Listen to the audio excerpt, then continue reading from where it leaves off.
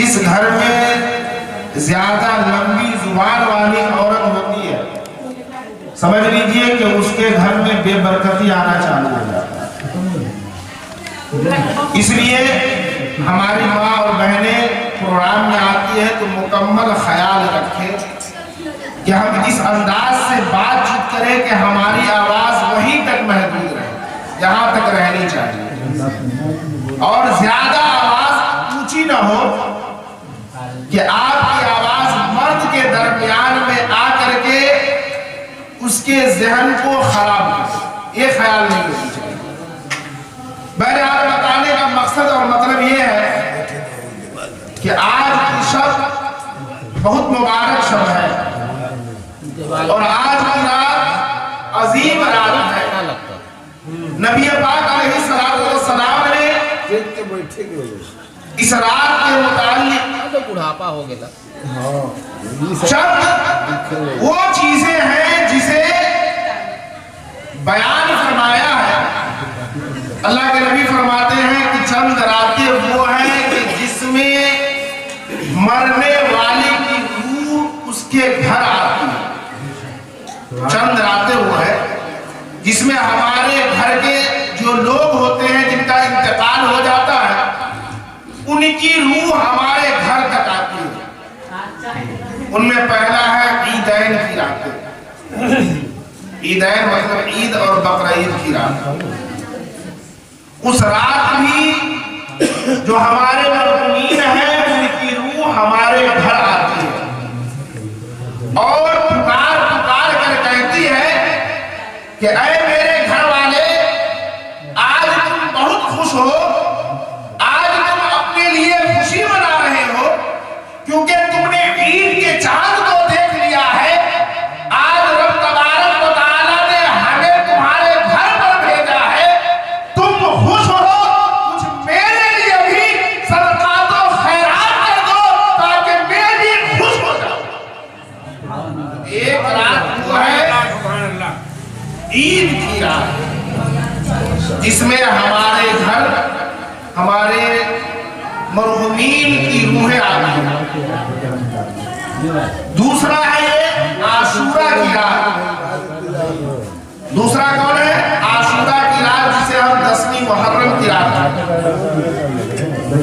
10ویں محرم کی رات بھی ہمارے جو مرحومین ہیں ان کی روحیں ہمارے گھر تک آتی ہیں، مگر 10 محرم کی حالت ہماری کیسی ہوتی ہے؟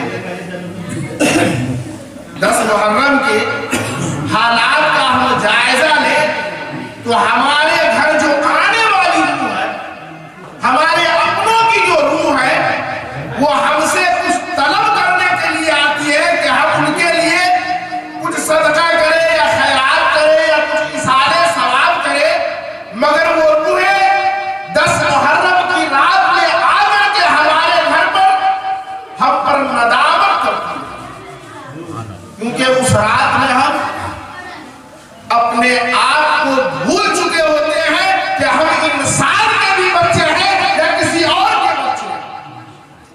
ہم میں سے ہر ایک انسان اس کا جائزہ لے سکتا ہے کہ ہمارے مرحومین کی روحیں عاشورہ کی رات کہاں آتی ہے؟ ہمارے گھر، اور ہم سے کچھ ایصال ثواب کی توقع امید لے کر کے آتی ہے اور وہ پکار پکار کر کہتے ہیں کہ اے میرے عزیز، اے میرے بیٹے، آج میں تیرے دروازے پر آئی ہوں، یہ مبارک رات ہے، میرے بیٹے آج کچھ میرے لیے ایصال ثواب کر دے تاکہ پروردگار عالم تیرے ایصال ثواب کے صدقے ہماری بخشش فرما دے۔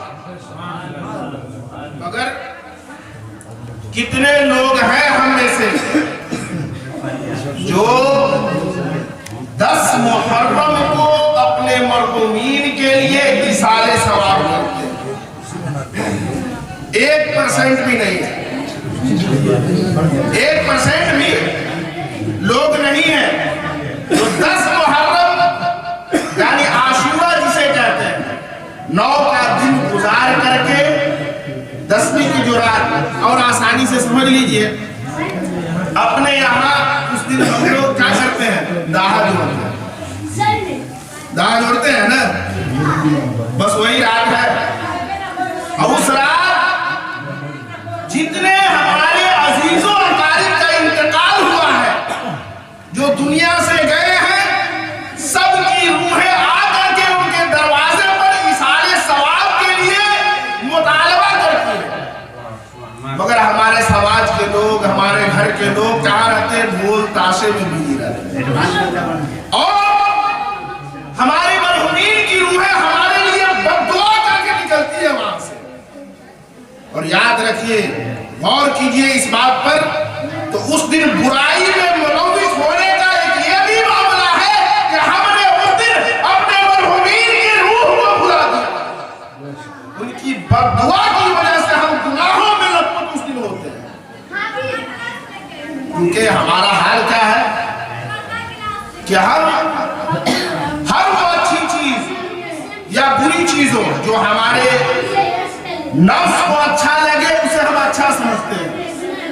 तो कम से कम इतना ख्याल जरूर कीजिएगा कि 10 मुहर्रम के दिन 1 ही रुपया से, यानी रात 9 का दिन गुजार करके जो रात आए, जो भी हो सके आपसे अपने मरहुमीन के लिए आप सदका कीजिए, खैरात कीजिए, इसारे सवाब कीजिए, कुछ भी हो, या एक गिलास पानी ही पर सही चारों कुल पढ़ करके इसारे सवाब अपने मरहुमीन के लिए कर दीजिए।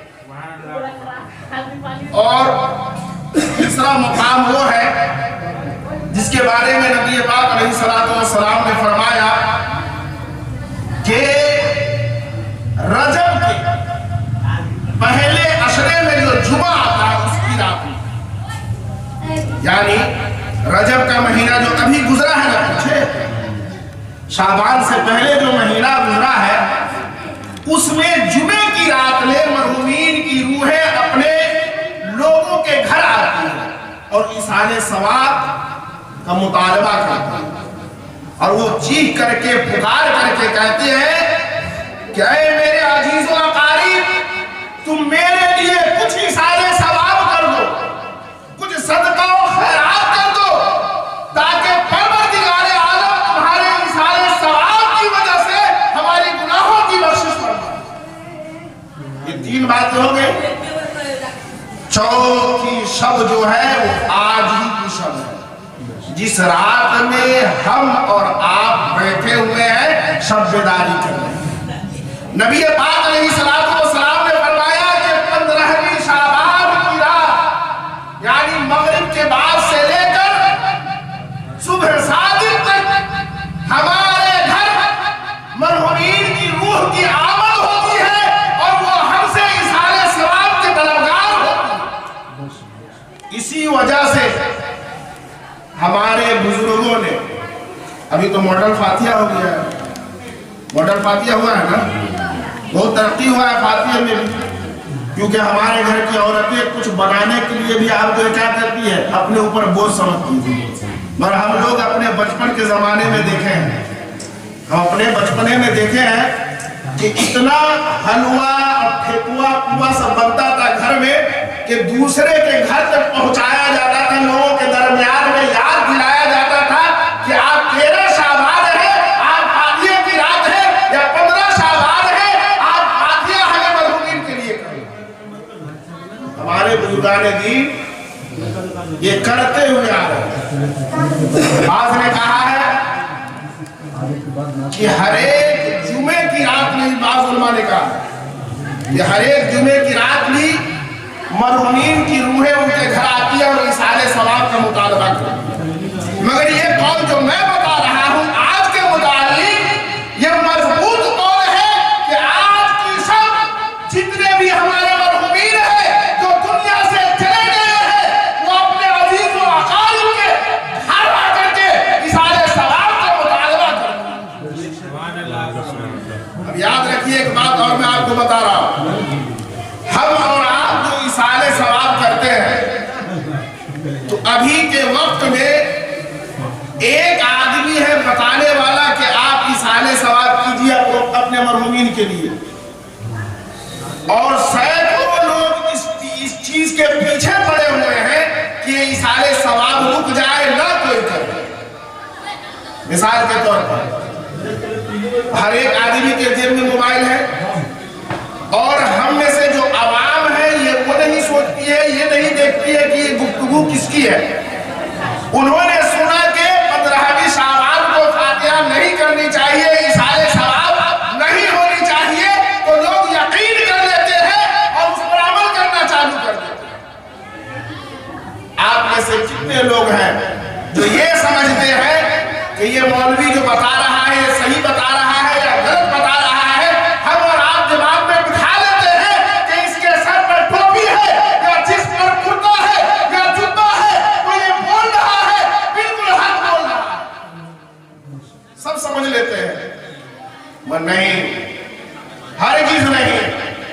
آج کی رات ہمیں ایصال ثواب کرنی چاہیے، اور کیوں کرنی چاہیے میں وہ ثابت کر رہا ہوں، بتا دے رہا ہوں، آپ کو آسانی کے ساتھ سمجھ لیجیے۔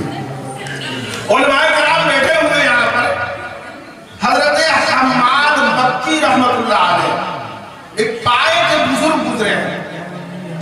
حماد مکی رحمت اللہ علیہ وہ فرماتے ہیں کہ ایک دن ہم جا کر کے مکہ میں قبرستان میں سو گئے۔ اپنے آنے جانے سے قبرستان میں ڈرتے ہیں لوگ کہ قبرستان میں نہیں جانی چاہیے، رات میں یہ ہوتا ہے وہ ہوتا ہے۔ جان لیجیے کہ سب سے سکون کی جگہ اگر دنیا میں کوئی ہے تو قبرستان ہے۔ ہزاروں لوگ لیٹے ہوئے وہاں پر کوئی شور شرابہ نہیں ہے، یہاں پر